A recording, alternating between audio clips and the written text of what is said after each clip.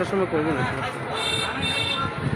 আমরা এখন Muktagacha bus stand থেকে রাজবাড়ি যাইলাম। রাস্তাগুলো ছোটো ছোটো, তবে যাওয়ার সময় মেইন শহরটা ওই রকম গেঞ্জি একটা শহর, ছোটো ছোটো রাস্তা। এটার নাম হচ্ছে মহারাজা রোড মুক্তাগাছা। আমার সিস্টেম হয়েছে কি, আমরা ঢাকা থেকে কমলাপুর থেকে এসেছি পয়লা ময়মনসিংহ শহর থেকে টাউন হল গেছি। টাউন হল থেকে একটা সিএনজি ভাড়া হচ্ছে 120 টাকা নিচ্ছে। মুক্তাগাছা বাস স্ট্যান্ডে এসেছি। মুক্তাগাছা বাস স্ট্যান্ড থেকে একটা ওই যে অটো রিক্সা নিচ্ছে, অটো রিক্সা করিয়া এইরকম মুক্তা রাজবাড়ি। ছোটো ছোটো রাস্তা, ছোটো ছোটো রাস্তা।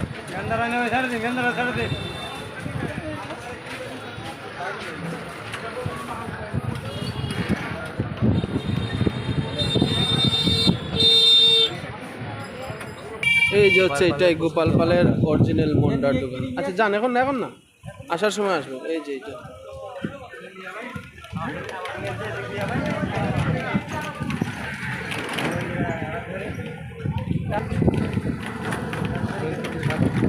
এটাই কি ওইটা রাজবাড়ি না মামা? তুমি ওইটার জন্য এত অল্প রাস্তার জন্য তুমি 40 টাকা নিবা? হ্যাঁ, একজনের ভাড়া 20 টাকা। তো এখানে তোমার তো তুমি নিজে চালাচ্ছ না, গাড়ি অটোতে আসছে তাই না, ব্যাটারিতে আসছে। এটা হচ্ছে রাজবাড়ি, এই সেই রাজবাড়ি।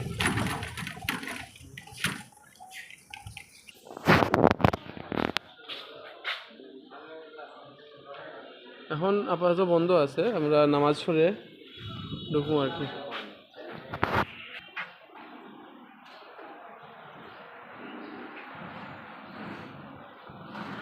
এটা হচ্ছে জমিদার বাড়ি আর কি।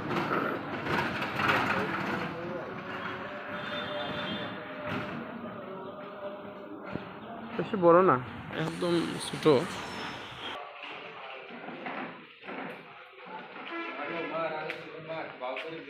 কি এগুলো অনেক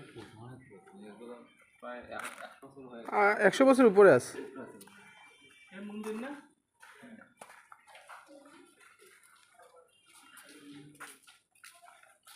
বেশি বড় না যদিও। এটাকেই মনে হয় রাজবাড়ি বানায় দিছে, রাজবাড়ি থেকে ওইটারে ইয়া করে ফেলছে, কলেজ বানায় দিছে।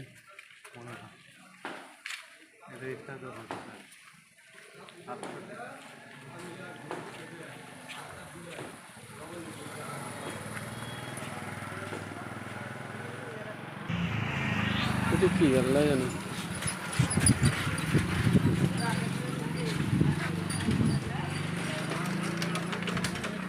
বাংলা একটা স্থাপনা দেখলাম, সম্ভবত ওই যে জমিদার বাড়ির রাস্তা, এটা একটা।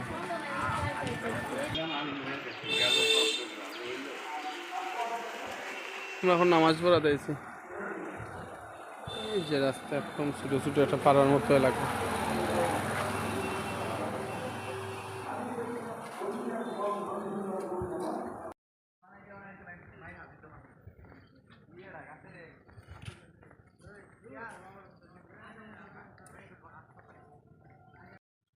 Basically a cactus area or succulent area.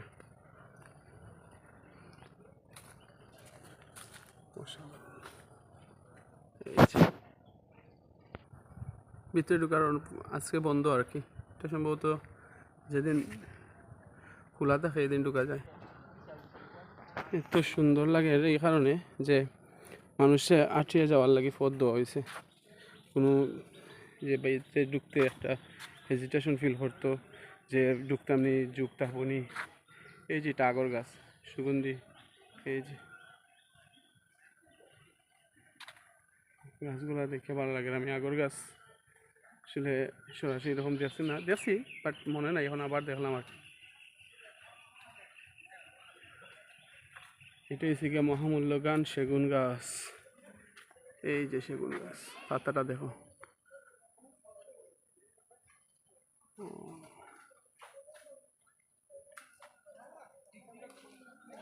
এই গাছের দাম মিনিমাম 5 থেকে 6 লাখ টাকা হইব, আরও বেশি হইব। এই মুহূর্তে যদি বেচা হয় আরও বেশি হইব, মিনিমাম 10 থেকে 15 লাখ টাকা হইব। কথার কথা কইলাম আগে, দামটা বুঝানি হওয়ার উদ্দেশ্য হইল গিয়া এত মূল্যবান গাছ এটা। আর এইটা হচ্ছে গিয়া বট গাছ। আমরা যেরকম বট দেখি, এটা আসলে আমরা যেরকম বট বলতে দেখি যে ফিতা জুলিয়া পড়ে লত, এটা আসলে এটা অশ্বত গাছ। এটা বট গাছের সাধারণত লত থাকে না। এই যে অশ্বত গাছ, আমরা অশ্বত গাছের সাথে বট গাছে মিলাইলাই।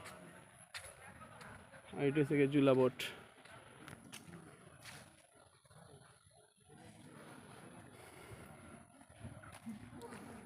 এটা হচ্ছে গিয়ে সালতা গাছ। এই যে সালতা ধরছে কতটা, এই যে সালতা দেখা যায়, সালতা গাছ। এটা হচ্ছে মহুয়া বাগান।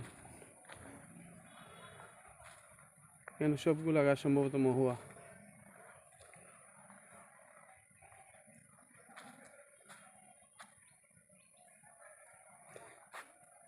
Butter tree garden.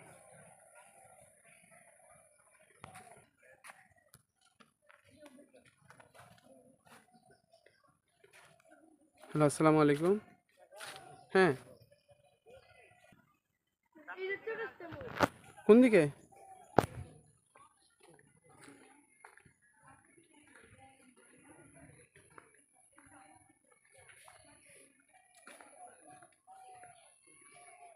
জলপাই।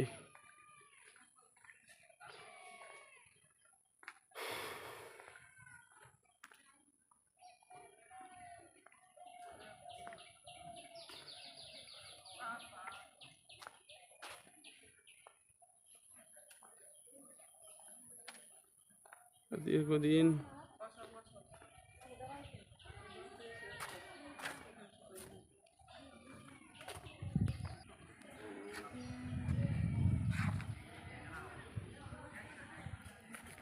আমি এখন যাইলাম ব্রহ্মপুত্র ভাই, সামনে ব্রহ্মপুত্র নদীর তীর আছে, এদিকে যাইলাম।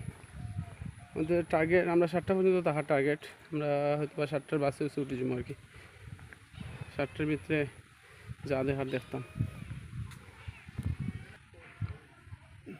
এগুলো ঔষধি গাছ, বিভিন্ন ধরনের ঔষধি গাছ এখানে আছে।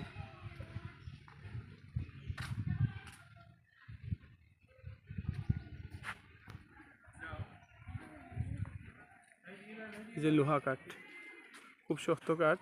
এটা দিয়ে অনেক কোনো কোনো ক্ষেত্রে ছোটোখাটো লোহা হইলে ঢুকে না ভিতরে। এটা হচ্ছে কেমন সাতিম গাছ, সামনে বড় সাতিম।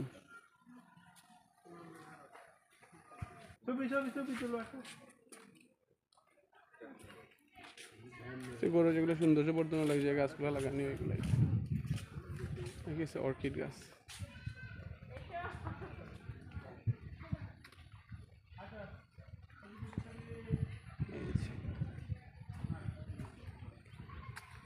ক্যাকটাস।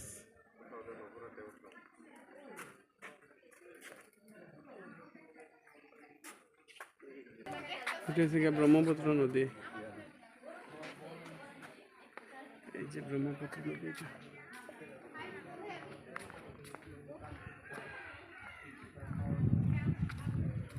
একদম ছোট একটা হয়ে গেছে। অনেক বড় নদী আছিল, এখন একবারে মরা হয়ে গেছে প্রায়। সুরমা নদী থেকে আর ছোট হয়ে গেছে। ওই যে লাল গড়গুড়া, এগুলো সরকারে গৃহহীন হলতরে দিয়া দিছে, একটা বাড়ি একটা খামার প্রকল্পে। ব্রহ্মপুত্র নদী।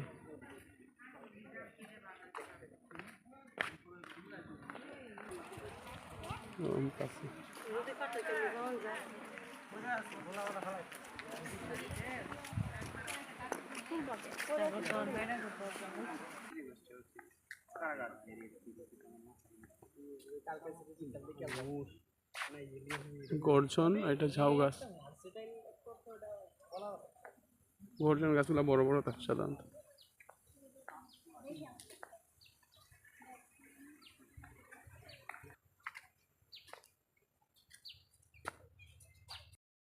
দেবদারু গাছ।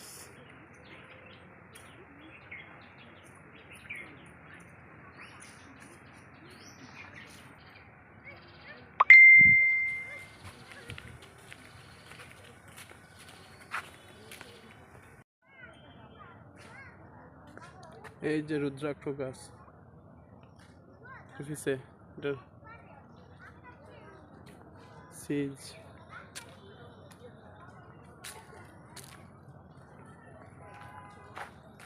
অনেক প্রজাতির বিভিন্ন প্রজাতির গাছ আছে এখানে, যেগুলো অনেকগুলা জানা অনেকগুলা জানা নাই। সার্বিক পরিবেশটা অত্যন্ত সুন্দর।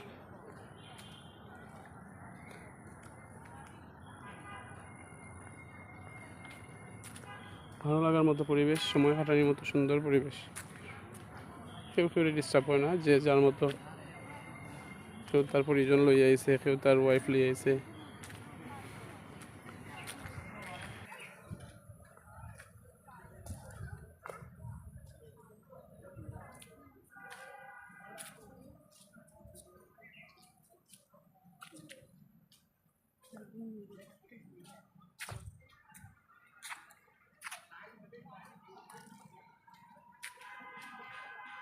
কর্পূর গাছ, আমরা কর্পূর কই, কর্পূর গাছ। ওই যে হরিতকি,